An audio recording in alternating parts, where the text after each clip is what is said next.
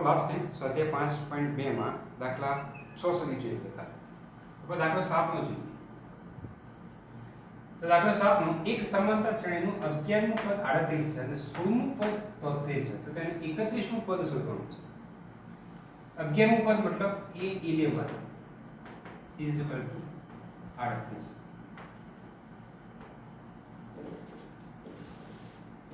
આખી લખીશું આપણે.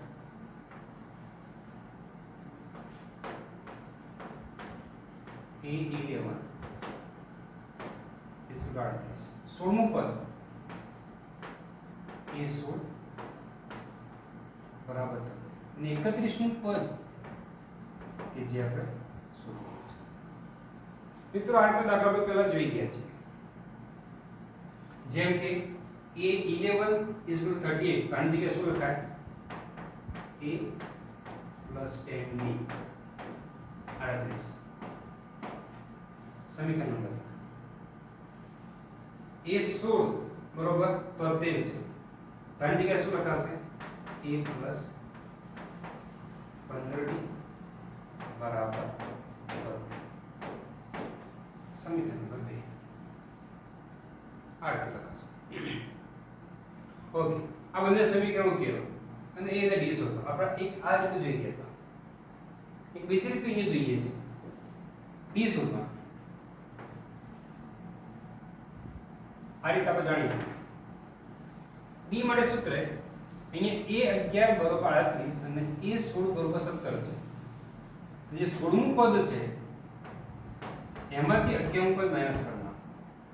ના પણ 16 માઈનસ 11 સમજો.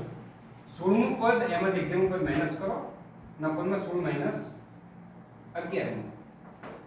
a16 બરાબર કેટલા છે? 73 છે. a11 બરાબર કેટલા છે?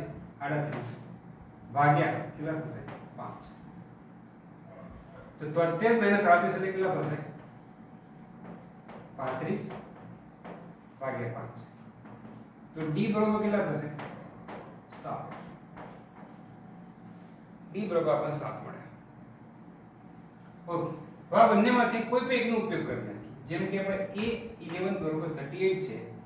તો હવે a11 is equal to 38. તો આની જગ્યાએ શું લખાશે? a plus 10d is equal to 38. આપણે ગમે તે ઉપયોગ કરી શકીએ છીએ. d ની કિંમત હવે જાણીએ છીએ. તો d ની કિંમત અહીંયા મૂકી દઈએ. a plus 10 7 ગુણ્યા 7 બરોબર 38.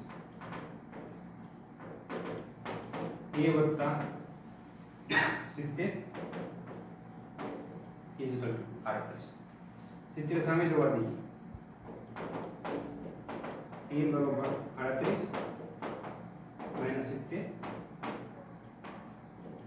is equal to માઈનસ 32 થશે. ઓકે બરાબર, is equal to માઈનસ 32. હવે એની કિંમત કેટલી મળી? માઈનસ 32. શોધવાનું શું છે આપણે? 31મું પદ. તો a31 is equal to શું લખાશે? a plus 30d. જેમાં a બરોબર કેટલા છે? માઈનસ 32. 30. d બરોબર કેટલા છે? 7 છે. સાદું આપી દઈએ. માઈનસ 32 અને 210. મિત્રો માઈનસ 32 વત્તા 210 ઇઝ ઇક્વલ ટુ 178. 31 ઉપર કેટલું થશે? 178 કે જે આપણો જવાબ હશે. તો જોઈ શકાય છે કે આ રીતે અહીંયા આપણે એક નવી રીત મતલબ d શોધવા માટે નવું સૂત્ર જોઈએ. આ સૂત્રનો ઉપયોગ કરો કે બંને સમીકરણ ઉકેલીને a અને d શોધો તો પણ ચાલે. નાનો ઉપયોગ કરીએ તો પણ દાખલો ઇઝી પડશે. નેક્સ્ટ દાખલો જોઈએ.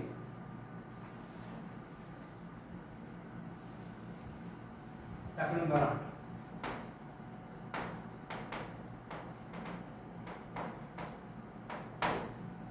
એક સમાંતર શ્રેણીમાં 50 પદ છે.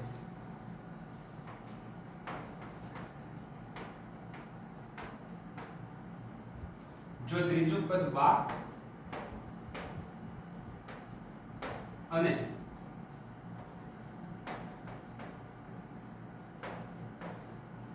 છેલ્લું પદ 106 હોય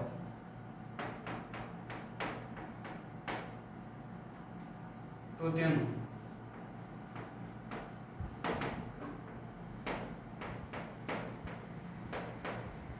ઓગણત્રીસનું પદ એ આપણે શોધવાનું છે.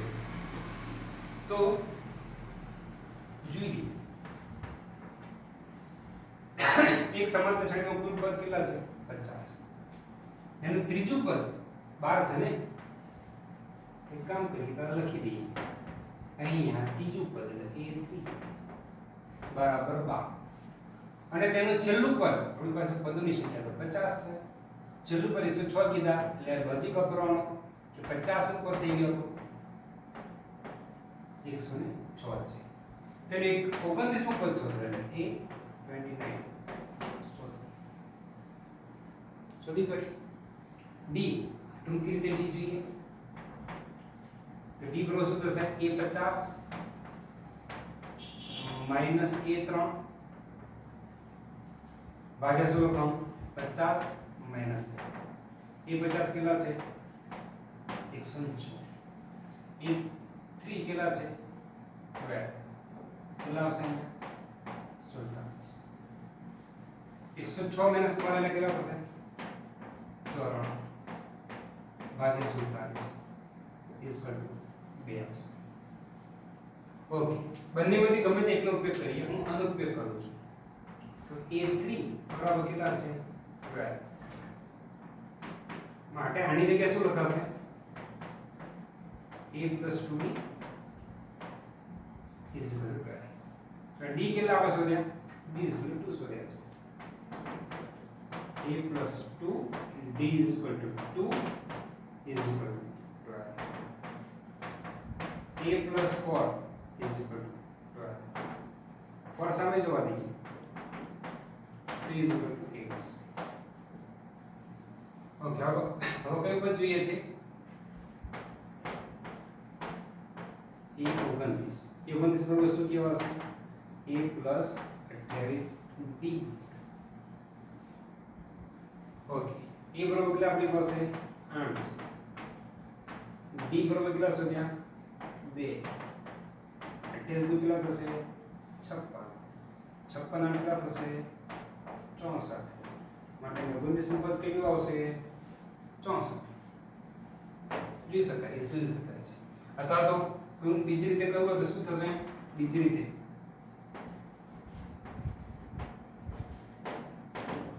a3 છે એની જગ્યાએ શું લખાશે? a plus 2d is equal to 12. સમીકરણ નંબર 1. a50 એની જગ્યાએ શું લખાશે? a plus 49d is equal to 106. સમીકરણ નંબર 2. આનો ઉકેલ દેવાનો. એને બી શોધો પછી એ કિંમત મૂકી દેવાની. આ બીજી રીત છે. ઓકે, બંને દાખલા સારા છે અને આજે આપણે વિશેષમાં ડી શોધવા માટે ટૂંકી રીત જોઈ ગયા. મેં તમને બંને રીત કીધી. આપણે આ રીતે પણ જઈ શકીએ છીએ. આ રીતે ઓલરેડી તમને ફાવ જ છે સમીકરણ ઉકેલવાની રીત. પણ ડી શોધવા માટે એક નવું સૂત્ર જોઈએ. તો નવું સૂત્ર પણ આપણા મગજમાં ક્લિયર હોવું જોઈએ કે બીજી રીતે ડી કેવી રીતના શોધાય છે. તો જોઈ શકાય છે અહીંયા a3 12 a50 જો છો તો 50 માં પદમાંથી ત્રીજું પદ માઈનસ કરી નાખો તો અપૂર્ણાંક શું કરવાનું? 50 - 3. એ પ્રમાણે અહીંયા શું હતું? a11 11 પદ 38 16 પદ 73 તો કરીશું 16મા પદમાંથી 11મું પદ માઈનસ અપન 16 - 11 એ રીતે જવા દેવાનું. તો આ એક સારું ડી વાળું સૂત્ર છે. તો બંને દાખલા સારી રીતે સમજી ગયા હશો. બીજા સારા દાખલા જોઈશું નેક્સ્ટ લેક્ચરમાં. Thank you.